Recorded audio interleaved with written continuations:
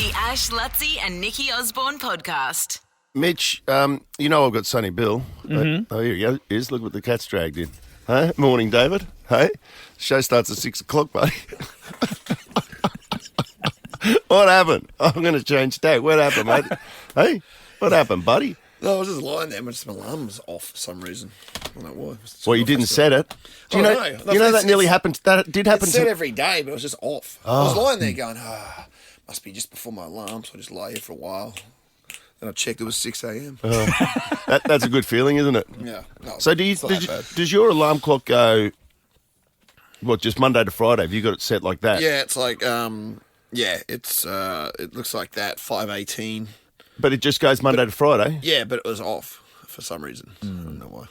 I I don't remember turning it off. Or maybe I did wake up and turn it off. I don't know. I'm going to get you to show me how to do that because I set it every night. So do I. I set my alarm, but then for whatever God. reason, last night I was so Stressful. tired. I went to bed. I woke up and it was like 10 o'clock, and I had that thought. I was like, "Have I set my alarm?" And I was like, "I'm sure I would have because 99 times out of 100 I have."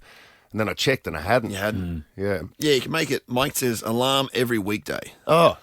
Okay. So But it was I'm off getting on last that. night, so I don't know what's going on. Well, would actually, I love- don't know. I'm taking advice off you. I'm the guy that Show me just- how to do that. I'm the guy that just rocked up late. Yeah. I can't do it because I don't wake up on that first alarm. So I couldn't just set it to go Oh, off really? because I have an alarm every 5 minutes for like half an hour. Oh, do you? Yeah, but I think now I'm into That annoy that. Sarah? No, she's learned to sleep through it, but she almost sets a backup now. I wake up at 4, and she has a backup one go off at 4:10, and that's often the one that mine wakes me up. Then like I've already like reached out, grabbed my phone, snooze the 4 o'clock, snooze the 4:05. Yeah. and I think maybe I'm just in a false sense of security that I've got another one. Sarah's like, you just need to set one and be committed to that. I'm like, yeah, but if that goes wrong, I'm not going to know until it's gone very wrong. And then I wake up at 6 a.m. and that's already happened a matter of months ago. So, yeah, I go through that same stressful thing every night where I've got to set my alarms. And then the stressful thing is, like when I'm on the coast, my alarm goes off at 3:30, and you wake up. Some nights I'll wake up and and I'll need to go to the bathroom or whatever. I'll check and it's like 11 o'clock, and I'm like, yeah, I've still got 4.5 hours to go. But so often you wake up and it'll be like 3:28, Yeah. and you're like, The Ash, Lutzi and Nikki Osborne podcast. I've seen this story in the paper today about Tones and I has been fined after her dog killed her neighbour's dog. Tones and I's got an American bulldog, Yeah. and it got into a dispute with a 17-year-old cavoodle. Well, 17's like barely. That's like Yes. deathbed stuff, isn't it? Are you suggesting it was a mercy kill? Well, it wouldn't have been much of a battle. That's what I'm suggesting. But like Sonny Bill, our golden retriever, I reckon he's 12, and he looks like if he was a human, he'd look like he was 80. Poor old Sonny. Like every time you see him, he's got more sort of grey hairs. But he, that's another. That's a good innings, isn't it? I think so. Yeah, 12. But he's slowed down. His hips are no good, and Join the club. and we were walking with him the other day, and there was some aggro dog that went him, and thank God that dog was on a leash. But it scares the hell out of you, when you got one of those dogs that attacks. Oh, when you see your dog getting attacked, Yeah. And Sonny Bill, I mean, we call him very brave. I call him the head of security, but He's not. it was. Yeah, he's pretty much useless. He did that thing where he just immediately dispute rolled. Like Submit. he was on his back like quicker than you could possibly imagine. Good on it. Yeah, Not- exactly. No confrontation needed here. No. You know? And then the other thing that's happened, so that got me a bit offside. And then the owner was like, I wasn't very apologetic, if I'm being honest, and it was just that was just a bad situation. But then on my algorithm, as a result of that, on my Instagram, have you guys ever seen King Charles? The King Charles. No, there's a dog called King Charles. You ever seen it? No. There's this dog called King Charles, and it's a sheepdog.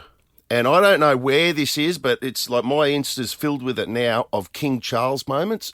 And King Charles is like the alpha of all alphas. And somehow or other, it's That's it. That one there, so That's King Charles there, right? Now, that dog is one of the toughest mother effers you've ever seen. He is alpha personified.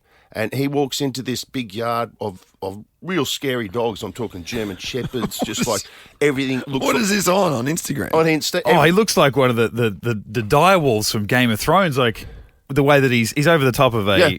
It's not a German Shepherd, but So he's not necessarily fighting. He just gets in there and he just put his paws on other dogs. Is he? it's like settle down, No, settle all, down. all of these dogs will be going off. There'll be like a huge fight between these dogs, and King Charles comes in and doesn't even say a word, and every dog, but just Lies down. does that roll over, and then King Charles comes over and he'll just put his paw on you.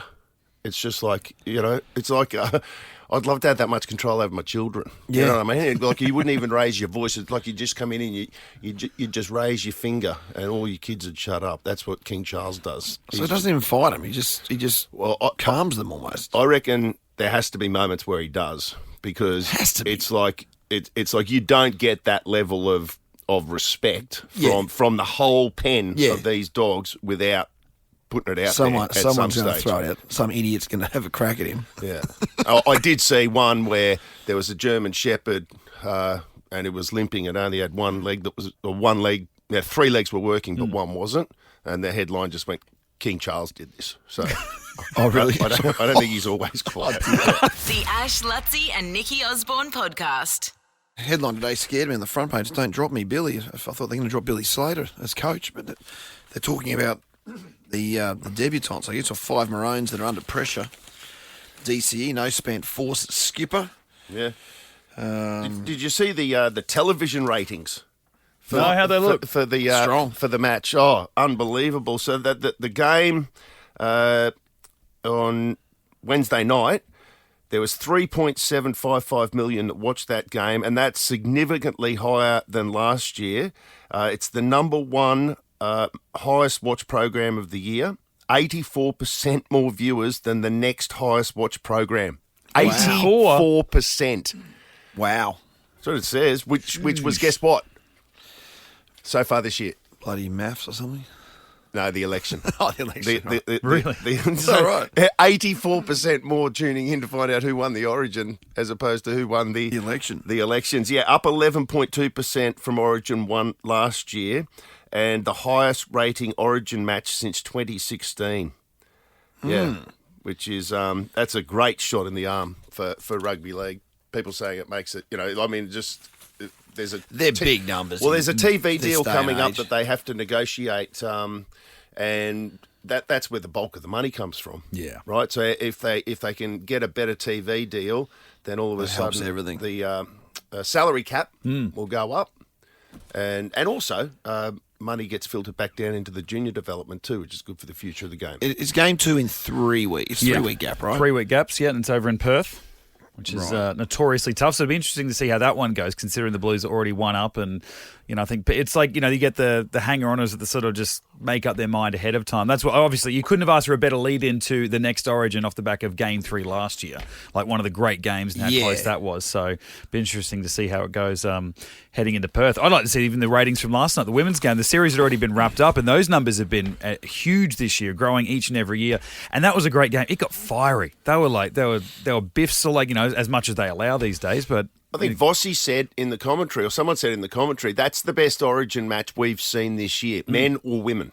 Oh, I would say so, yeah. Like it was so one-sided on Wednesday. We needed something, and thankfully for us Maroon fans, it was a classic Maroons victory, like final minute scoring a try to give us the win. The Ash, Lutzi and Nikki Osborne podcast. Ryan, so you're coming back, River Stage, February next year. It's been 2023 last time you were in Brisbane. I actually went to that gig. You won't remember this because you were on stage performing, but I was that guy. Did you see a freckled-faced redhead in the crowd? I was standing over you in that sort of... Yes? Yeah, I remember the balcony. I just don't remember. I don't recognize you with your shirt on. It's weird. A mate of mine, just to explain, I've had some good experiences with you guys. I was with you in the booth, in the suite, as you performed at the NRL Grand Final a couple of years ago, the Rugby League Oh, my Grand Final in God. Sydney. Yes. My mate Duncan, I don't think does he train you? He trains Brent, Zach and Drew. He does a bit of Krav Maga and fitness. That's and right. everything. The Krav, that's your friend. Yeah, that's my great. He's one of my crazy. best buddies, Duncan Paddle. Yeah. So What's Krav Maga? Wild. Krav Maga is like an Israeli self-defense thing. I don't know if you guys are still doing that, but I know you go to Thailand a bit for fitness and things like that. Really? Yeah.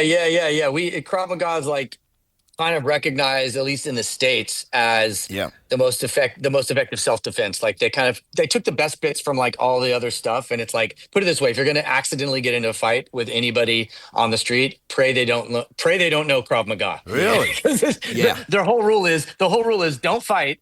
Yeah. If the fight happens, eliminate the target instantly. Wow. So it's like in a broken arm. Like it's really crazy. It's got to be. It's pretty cool. It's cool for like if a woman's like getting is parked Correct. a car whatever at night, and then someone comes Correct. out, she uses her keys and eliminates, Yeah. gets herself out of a If you're a situation. woman, if you're a woman, I would recommend Krav Maga over anything else. Yeah, for sure. I There gotta you check go. that out. But that for yourself Yeah. as well, like someone in the public spotlight, Yeah. a public figure. It's got to be like a bit of a security blanket as well, just to know that. I just imagine that the ability to be able to walk down the street and go, well, if something does happen here, I kind of back myself that I can get out of trouble. Not that you're looking for. Yeah. No, you tend to like, and we've had security. I mean, the good news is I'm so happy being not crazy famous. Like I revel in the fact that, if me, Ed and Bruno and Timberlake were all hanging out at the same hotel bar at some Australian festival. One of us could walk out and have like a nice day in Brisbane. The other three are absolutely screwed. You can't go anywhere. But at the same time, you it's can possible. tap into it as well. Like if you want to Correct. sort of lean into it, you've got the ability to do that. Yeah. So you really do have the best of both worlds. Let me tell you, you don't want to be. Fame is not healthy. You want to be just famous enough to like the restaurant on a Friday night, last minute seats where no one else can get it. That's literally the only benefit. Like you're like I managed to get the table that you can't get at a restaurant. Anything beyond that is not fun, because like I have a friend of mine who is another big named artist who ended up on a long haul flight in business class and didn't want to pay charter. People always like, why do celebrities charter private jets? It's so stupid and bougie. It's primarily because if you're famous, if you're Adam Levine, if you're like Bruno and you end up on a long haul flight to Sydney or wherever, and everyone walks past business class to get into the plane. When everyone on a plane for 16 hours realizes that Bruno Mars is on the plane, that's like, if you don't have anxiety, now you have anxiety. Like, where's the Xanax? Where's the red wine? Let's go.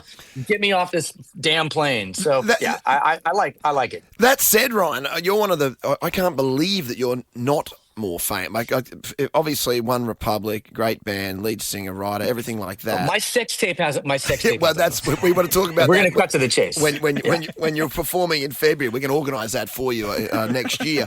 We'll have more details on that coming up. Ryan is also, for those that don't know, one of the most prolific and most successful songwriters in the world. I'll just quickly run through it. Then correct me if I'm wrong. I'm going off a website here.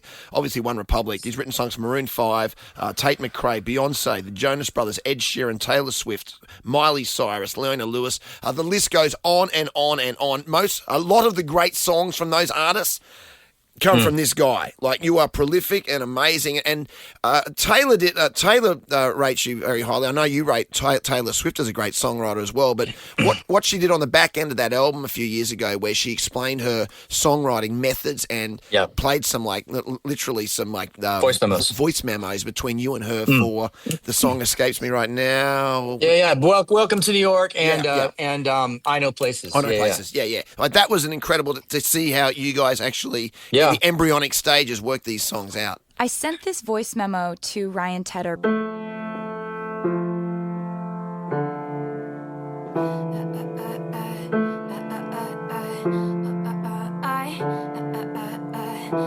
places or whatever, I don't know.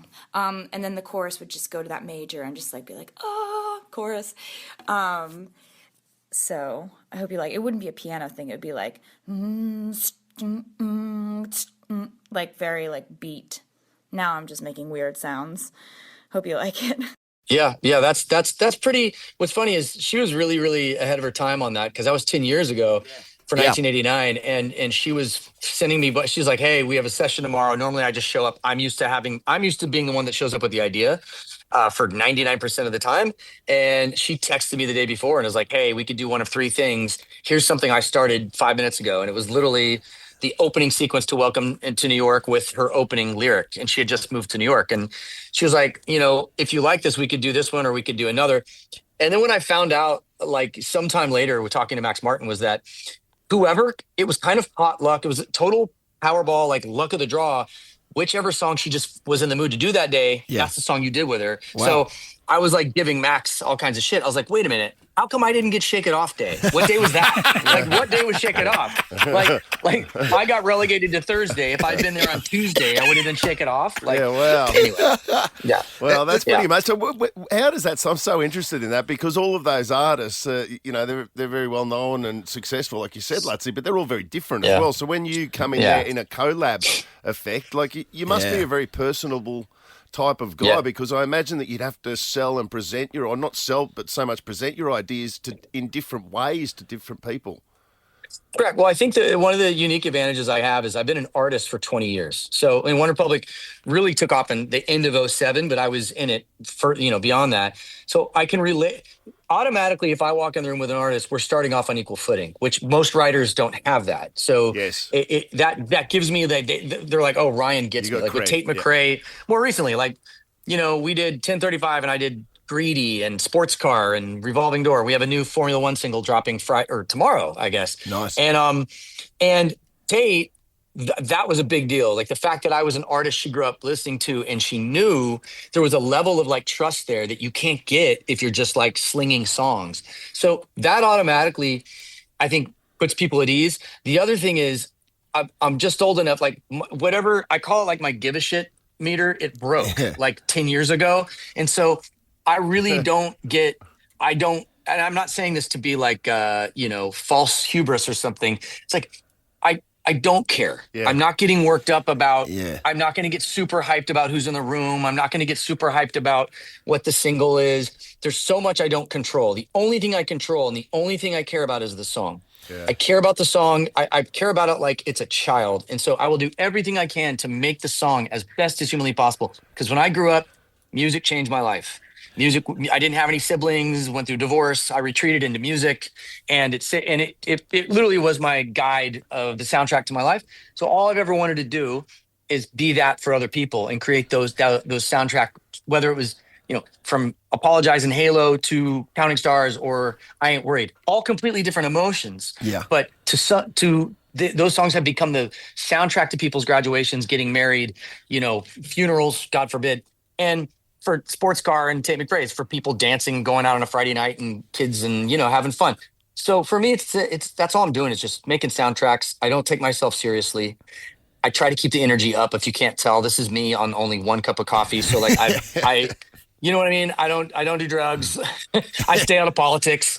Basic shit, just try to have a good time, write some songs, have a drink, have a laugh, We That's can't, it. we can't wait to have you out here, mate. February 12th, 2026, the River Stage. It's a great venue as well. Special guest Swedish pop superstar Zara Larsson as well. You can get your tickets She's right great. now from livenation.com.au. It'll be great to hang with you guys when you're here. We love having you in Brisbane, Ryan. So thanks very much, buddy. Great to have you on. Yeah, man. I love Brizzy. Thank you guys. Thanks for having me. Thanks, everyone. See you, mate. The Ash, Lutzy, and Nikki Osborne podcast. Ah, yes. I was... my good friend Lukey Eckersley was down at Howard Smith Wharves yesterday. I saw on the Instagram and it reminded me to break out the bruschetta, people. Festa Italiana returns! Yeah, this is magnificent. If you've never been, I can't remember, I was there last year. I feel like I've been there the last couple of years. But it's great. Howard Smith Wharves, it's a pop-up. I can say little pop-up, nothing little about it. It's great. Authentic Italian cuisine. There's entertainment, a spritz bar, and even the chance to win one of those stylish... I think they're called Roland mopeds. Oh, yeah. You know, that real Italian Oh, kind yeah. of, hey, Yeah. you get us, we go, hey, Yeah, that's what I'd do. I'd just be right around James Street, go, hey! With my moustache and a little Italian hat. You know. around James Street. I'd be like, hey, Bowie, move your G-Wagon, hey! That'd be me just like all weekend. I'd be doing that if I was on a rolling moped. So you can win one there. It's the Festa Italiana. It's worth it. Seriously, this is worth a look. I think it was open yesterday, so definitely this afternoon, I reckon, it's going to be a good chance to get down there and check it out. So check that out. It's going to be great. Just quickly, too, the Dacman Hotel apparently went off Origin night. Only opened last week. It'll be pumping again all weekend, so check that out. Friday this afternoon, personally, this has become a bit of a pilgrimage for me. The Crosby's at Brothers Rugby, down to Hervey's for some French flair and some great cocktails to start my weekend. Saturday's a big one this weekend, too. The start of winter means that Sirimae's bringing back that fire pit experience. Oh, yes. That actually begins tomorrow. So you're basically warming up around an open fire, watch the sun go down over the surrounding hills of the starry skies. Oh yeah, it's winter tomorrow, is it? Yeah. Is it? Yeah. And you can, they're talking, your mulled wine. I love a bit of that when it's cold. Yeah. Mulled wine. Nibble on some gourmet treats, some tasty treats. Don't tempt me. How good is that? And don't forget also, so you got to, tomorrow's a big day. Stradbroke season continues. Star Stradbroke season continues. Tomorrow is Ladbroke's Derby Day. That's going to be a big day. So if you've got Derby Day this Saturday, then I think it goes Oaks Day, and then you've got Stradbroke Day in a fortnight. So these are 3 huge days of racing. We're back at Eagle Farm this weekend, and that's going to be a great day tomorrow, Ladbroke's Derby Day. So make sure you check out that. The Normby post races. The Normby has some live music from 4 p.m. tomorrow, actually, and also 3 p.m. Sunday. And don't forget Caxton Street. Of course, they've cleaned up after Origin on Wednesday night, and Caxton Street's ready to rock and roll again, obviously. Is it really? The Caxton. But don't forget Lord Alfred, which looked magnificent in the maroon colours on Wednesday night. Haven't they done enough this week? It's been a big week there. I know, no, they want more. And then Lefties for some live music will be great on Saturday as well. Brisbane Marathon is on this Sunday, so good luck to everyone participating in that. Yep. The Brisbane Marathon Festival is always a favourite here in Brizzy. And also Brisbane's favourite dining celebration, Dine BNE City, is returning during the month of June. It's a month-long celebration. All the best restaurants, bars in our beautiful city. And for all the info about the hundreds of exclusive offers and events, and there are some great exclusive offers online, you can check out dine.brisbane.qld.au, but you can also just Google Dine BNE Brisbane for all the details there. So a heap to look forward to. Get involved, Brisbane. It's going to be a great... The Ash, Lutzi and Nikki Osborne podcast. I was just talking to Jen, my good friend Jen, who gets a good run on this show, and her friend Bree, who are currently travelling in through the UK and just landed in Malta. Has Malta ever been on your bingo card there, mate? No, where's Malta? I don't know where Malta is. They said it's pretty dodgy. They just arrived. But they had to get one of those. I've heard of it. They flew from, apparently Fisher's doing a festival there, the Fisher Festival. Of course he is. What a life that bloke's got. I know, right? So they're going to check that out. And they've had to fly that, the budget airlines, one of those, I won't name the actual one of those real budget ones you get out of the UK. Wait, is Malta a country or is it a city? No, Malta's a country. A country, yes, okay. I think, is it? Yeah. Yeah, where is it? Tiny In the little middle of island. nowhere, apparently. Anyway, it was a flight from London, and they've done the old, the £20 sort of deal. Yeah. It's £20. It's Unreal. fantastic, And apparently it's just pandemonium. Like that. Apparently at the moment they're trying to work out a way. They're going to sell standing seats. I saw that on That these budget van. airlines. Yeah, that you kind of just lean back. You Yeah. I don't even know. No, I saw. I didn't read the story, but I saw the story, and they showed a picture. What, of you it. just lean on a wall? It's just like a little stool that you just kind of not sit on, but it's like stand. So that you can strap yourself in. Yeah, so you still so- like for yeah. takeoff and landing, but otherwise. But how much cheaper can it get if you're paying £20 for a seat? What are you paying for a standing seat? Yeah. I guess if there's demand for Well, it. how much did it cost to get from London to Malta. Right, it was like something like that, like 20 Like pounds. 20, but she then, got, then she they got a sting seat, you though. for it if you got like. Yeah, they charge. end up charging you for everything. And there's Yeah. like there's guys bringing up like snacks and stuff, and they're selling. So and apparently one of the dudes they were sitting next to is like, he's just bought one of everything. Like not one of everything, like 6 vodkas. I don't know how long the flight is to Malta, but he thought it's 6 Maltas, 6 vodkas. Then he's gone. You sell cartons of cigarettes. I'll grab a carton of cigarettes. They come out with a carton of cigarettes. He buys a carton of cigarettes. And then there's an issue up front with the toilet. They've been told that no one can go to the toilet because the pilots need to go. And they swear that the 2 pilots up front, that at one point, both of them would decide they needed to take a shit. Both pilots. And they swear that at one point, whilst this was happening, the only person up front in the cockpit was an air hostess. Like, actually flying the plane, at one point, 2 of them, and then one of them, and they swear this just happened in the last couple of hours, one of them clogged the toilet, and the toilet was unusable for everyone else for the rest of the flight. One of the pilots clogged the toilet. Both of them were out of the cockpit at one point, and you can visually see just And she's sitting one next air to- hostess poking their head in going, "Oh, I can still see clouds. Is that a good sign?" Like, what is happening in the world? Like, it's supposed to be getting better. Shouldn't flights be getting better? Like, you watch those. They have the security. Wait, but the guy wasn't smoking cigarettes on the flight, was No, he? he just bought a carton bought the right. of ciggies. And then they said when they got to Malta, like, there was just like, how they have the the lineups to get through customs or whatever. And they got you pull those those stretchy sort of The seatbelt type thing. yeah, Yeah, that thing. And people were just like diving under them, just cutting in, like literally diving. I bet And his old mate with the 6 bodies under his I think belt. it was him. There was another guy with those mini boom boxes on the flight. He did it, and then one girl tried to do it. She had this like one-piece zip-up situation going, and she's tried to do some sort of like backward limber sort of situation under the seatbelt. It's caught it. The whole thing down. Both teddies out. like, I know it sounds like the Wild West, but part of me wants to go to Malta. Oh, mate, there'd be a lot of people going, I must try that. That sounds good. The Ash, Lutzi and Nikki Osborne podcast. Ash, Lutzi and Nikki Osborne's Caller of the Week. Caller of week number 17. We are believe it. awarding today. God, See we if you must wanna- be due for a holiday. Ridiculous. That's how the math works out. We're going to go back to Wednesday for this week's Call of the Week with Bree. Who is Lee's celebrity hall pass? Pass. No, you can't pass it. Not coming back. Not smarter than Nicky. Rex Hunt. Who? Rex Hunt. Yeah. Rex Hunt. Interesting. Okay. Interesting. All right, if that matches on, that's going to be quite disturbing. So who's it go to? Does it go to I don't know. Bree, is it? Rex Hunt's joined us. Yabbada. No, Bree, are you? I assume it's Bree. Are you there, Bree? Yeah. Hello, yes. Now, is that your celebrity hall pass? I wanted to clear this up on Wednesday. Oh, well, I was a little bit confused. I just sort of heard the celebrity. Right. Yeah, it is. Lee So loves fishing, so... You're into Rex, are you? You love a bit of Rex Hunt. no, not at That's all. nothing to be ashamed of. I used to watch Rex Hunt every night. Right, yes. So, well, Lee loves Rex Hunt. But No, we're not talking probably about not Lee. even We're Lee. talking about Don't Bree. drag Lee into this. I remember Lee. Lee was... Jennifer Garner. yeah. That makes perfect sense. I don't even know if she's into fishing at all. Like, that couldn't get any further away That would from not Rex work. Hunt. They couldn't double date.